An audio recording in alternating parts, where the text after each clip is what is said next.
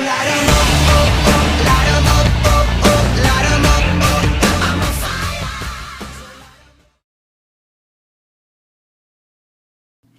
Hey everybody, well, episode 5 of Teen Wolf Season 3 aired tonight, and I have so many feels from this episode. I mean, this was probably, out of all the seasons of Teen Wolf, it was one of the most emotional episodes. I was just, like, the whole time was, like, wondering if Derek was dead. Yeah. I needed my little werewolf to hug when I was just freaking out. And, feels... Okay. Basically, we start off the episode where Scott is in the bus with Styles and Isaac and Boyd. Oh, and I think it was Ethan is the one is that the gay alpha twin? Anyways, he was sitting next to Danny. Them. And, they're on the way to a cross-country, meet. And I'm like, oh, okay, well, but, oh, man. Scott is messed up. I'm, like, wondering why he is, like, just so out of it. And Styles starts talking to him and asking him if he's, like, feeling any better and all this stuff. And they, like, start wanting to talk. Styles is wanting to talk about the Duroc stuff. And then he starts asking, like, if it's still hurting. And I'm like, what's still hurting? The episode just started. I don't know what's going on. Like... And then Scott pulls up his shirt, and he's got, like, gashes in his side, and it is just, it's bad, and it's not healing. And then we flash, and we see this big fight, and I'm like, okay, well, this is interesting, because I've never seen an episode done like this before. The whole episode is basically going back and forth from the past to the present, and you're like, oh my gosh, it was a beautifully filmed episode. It was amazing.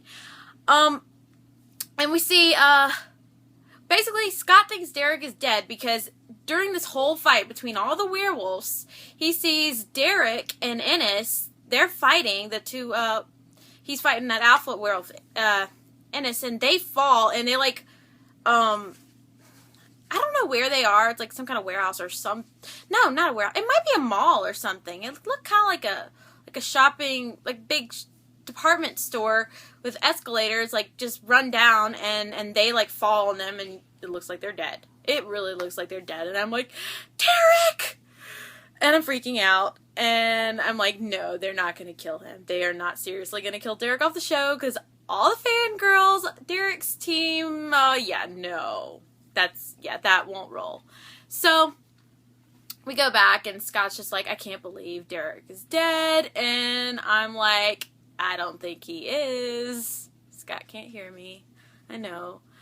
And we see Allison and Lydia are following behind them, and then Lydia's like, what are we doing? Why are we doing this? And all this stuff, and Allison's like, you didn't see what happened and stuff, and then she like flashes, and Scott had gone to visit her. Apparently Allison's living in an apartment now, and he goes to visit her and basically confronts her because he found one of her arrows from the night Boyd and Cora were loose and all rabid, and he confronts her about it and basically tells her she needs to stay away from all the alphas because they're freaky, and he doesn't want her to get killed. And he basically does it. They do it's a cute little combat type thing. And, he wins because, he's a werewolf and he's faster and all that stuff. And anyways, basically the point is proven. And when Scott leaves, it's like, I'm like, okay. And I think we're going to flash back to the present. No. He's going, and he gets in the elevator, and guess who's in the elevator? Deucalion. Dun, dun, dun. Yeah, the Alpha Pack, they're living in the same apartment complex as the Argents. Yeah, coincidence? I think not. No, not a coincidence. And then we flash to Scott going and talking to Derek and them, and Cora's there, and Boyd, and Peter, and they're trying to come up with a plan to go after them, and Oh wow, it's not, yeah, it's Scott's just wanting peace, and Peter's like, you're just so moral. He just wants Scott to get over it, because Scott's just so too good sometimes. And Cora's like, why do we have to listen to him? And Derek like defends Scott, and he's like, yeah, he pretty much saved your life because we were gonna kill you. Yeah. And then we go back, and we're like in the bus, and Isaac and Boyd are like wanting to like attack Ethan, but it's really Boyd. Like, Boyd almost goes and attacks Ethan, but Scott like goes and stops him. Kind of gets a little, he didn't really get alpha-ish. He just kind of like, just let me try and figure this out before someone else gets killed. And yeah, so they finally,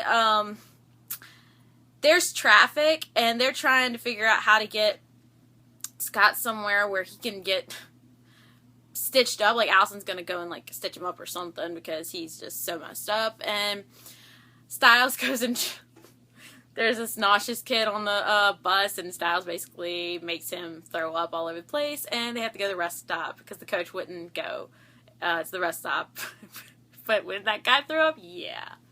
So they go into the rest stop in the bathroom. Lydia, Allison, and Scott and Stiles, and they go to check out Scott's wound, and it's like black, like the blood is like turning black, and it's not healing. And Lydia's like, it might be psychological, because he might not be letting himself heal because he thinks he's responsible for Derek's death, and just it's bad.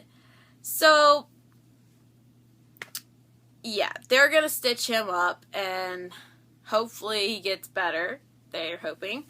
Then we go to, wow. Then we go to Dr. Deaton's office, and he is just doing his thing, and then Miss Morrell shows up with Callie, Aiden, and Ennis, and they're like trying to get Dr. Deaton to help fix him up, and he's like, no. And then we find out Miss Morrell's actually Dr. Deaton's little sister. I kind of was thinking something like that. And I still want to know what is up. What is Dr. Deaton and Miss Morrell? What are they? Because they really seemed to, Dr. Deaton seemed to really freak out Callie when he was like, yeah, you're not going to boss me around. Like, she seemed literally, like, she seemed freaked out. So, basically, Miss Morrell's like, yeah, if he dies, they're going to go after Scott and all this stuff. And so, basically, that convinces Dr. Deaton to help them. So he goes and starts helping get Ennis better. Then we go back, and Allison's trying to like thread a needle, and her creepy mom comes like as kind of like a ghost type thing, like kind of it's pretty cool, because I missed her. Her mom was, I thought she was the scariest person on the show, the first 2 seasons.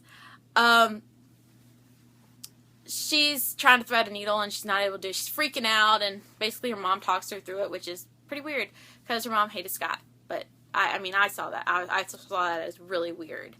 But, eventually she's able to get Scott sewn up, but then Scott's, like, not breathing, and we're like, uh-oh. And then we go back, and we're seeing the, fight stuff, and Scott is, like, leaving his house, and Isaac's, like, kind of convinces Scott to bring him along, and they show up at that place where the fight took place, and Scott's like wanting to talk to Deucalion, and Derek and Cora, and they all followed him there, and that was the plan all along apparently. And Scott's pissed, but then they all start fighting, and yeah, shit hits the fan. Shit hits the fan. It really does. And then we go, and Allison gets Scott awake, and oh yes, he's alive. So then we go back to the vet, and it looks like Ennis is gonna live, but then Deucalion shows up, and he kills Ennis. I'm like, WTF. Like, he's one of your people, but I already thought Deucalion was a nut. So that didn't really surprise me. And we see Peter and Cora outside of the vet, and they're trying to figure out if Derek might be there, but then they figure out it was Ennis that died, because Callie comes out and Aiden, and they're like, she's like screaming, devastated, and more like roaring, screaming. Yeah, don't mess with that she-wolf. So Cora and Peter hightail it out of there, and then we go back, and Lydia and Allison are helping Scott back to the bus, and Stiles was apparently trying to stall, and I don't know if he talked Isaac into doing this, or Isaac just did it voluntarily, or if it had anything to do with this, but Isaac's beating the crap out of Ethan. And yeah, but when Scott, and nobody can stop him, but then Scott gets all alpha. He does like this huge, his alpha voice. Like, oh gosh, I think Isaac sees Scott as his alpha now. That is how I think it is. And another thing we do see during the fight, which was just, whoa. When the fight, finally gets underway, and Deucalion tries to talk Derek into killing Boyd and to save his sister and all this stuff, Allison shows up and starts doing the flash arrows, and everybody's kind of stunned and, like, all this stuff, and they're having trouble seeing and all this stuff, but Scott and Isaac and all them, they were kind of prepared. They kind of knew to close their eyes ahead of time, even though Deucalion shouted out to everybody, but I think everybody was still kind of, like, in shock. But Scott, once they all kind of recover, he goes straight for Ennis, and when they're fighting, this was just, like, whoa, the best moment of the show. It was the best, because at one moment, for when they're fighting, Scott's eyes turn red. Allison sees it, Ennis sees it, and I'm like, yay, Alpha Scott.